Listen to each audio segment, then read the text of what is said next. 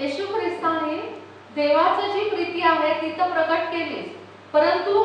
हे वचन खूप महत्त्वाचं आहे की या जगामध्ये असताना त्याचे स्वकीय जे होते म्हणजे मनुष्य जे होते त्यांच्यावरती सुद्धा त्याचे ते प्रेम होतं ते त्याने कसं केलं, शेवटपर्यंत केलं. त्याने स्वर्गारोहण होईपर्यंत देवाची प्रीती तर त्याने प्रकट केली, परंतु त्याच्या सोबत मनुष्याच्या द्वारे जी एकमेकांवरती प्रीती प्रकट करायची असती, जो देवाचा स्वभाव आहे, पवित्र आत्म्याचा स्वभाव आहे, तो सुद्धा प्रभू येशू ख्रिस्ताने शेवटपर्यंत प्रकट केलेला आहे. माझ्या खूप आवडीचं आहे हे वचन, मला खूप आवडतं की शेवटच्या क्षणापर्यंत प्रभू येशू ख्रिस्ताने असं म्हटलं नाही आता मी वधस्तंभावरती गेलो, माझं काम संपलंय, आता पुनरुत्थान झालंय. स्वर्गारोहण म्हणजे प्रेषित एक मध्ये प्रभू येशू ख्रिस्ताचं स्वर्गारोहण झालंय, तोपर्यंत त्याने पृथ्वीवरील जे त्याचे स्वकीय होते, स्वतःचे लोक होते, म्हणजे फक्त त्याचे नातेवाईक नाही, त्याचे शिष्य सुद्धा, कारण प्रभू येशू ख्रिस्ताने काय म्हटलं की जे माझ्या पित्याच्या आज्ञा पाळतात ते माझे भाऊ बहीण आणि